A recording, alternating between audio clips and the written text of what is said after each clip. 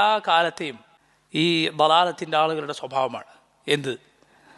നേരായ ദീൻ പറയുന്ന ആളുകളെക്കുറിച്ച് അവർക്കില്ലാത്ത വാദങ്ങളുണ്ട് എന്ന് പറഞ്ഞ് പലരും പ്രചരിപ്പിക്കും. നമ്മുടെ നാട്ടിൽ നമുക്ക് എല്ലാവർക്കും അറിയാം, ജനങ്ങൾ തൗഹീദ് പഠിപ്പിച്ചതിൻ്റെ പേരിൽ ആളുകളെക്കുറിച്ച് എന്താണ് പറയാറുള്ളത്? സലാത്ത് ചൊല്ലുകയില്ല, ഇവർക്ക് റസൂലുള്ളാഹി സ്വല്ലല്ലാഹു അലൈഹി വസല്ലമയോട് സ്നേഹമില്ല. സുബ്ഹാനല്ലാഹ്, മുഹമ്മദ് നബി സല്ലല്ലാഹു അലൈഹി വസല്ലമയെ ഒരുവൻ സ്നേഹിക്കുന്നില്ല എങ്കിൽ അവൻ മുസ്ലിം അല്ല, കാഫറാണ്. നബി സല്ലല്ലാഹു അലൈഹി വസല്ലമയോട് ഒരാൾക്ക് ഒട്ടും സ്നേഹമില്ലെങ്കിൽ അവൻ മുസ്ലിമാണോ? കാഫറാണ് അവൻ.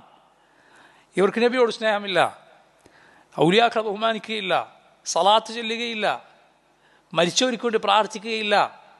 വല്ല പൂച്ചയോ മറ്റോ ചത്താൽ എങ്ങനെയാണ് കുഴിച്ചിരുന്നത് അതുപോലെ മരിച്ചവരെ കുഴിച്ചിട്ട് തിരിച്ചു വരും. ഖബർ സിയാറത്ത് ചെയ്യുകയില്ല.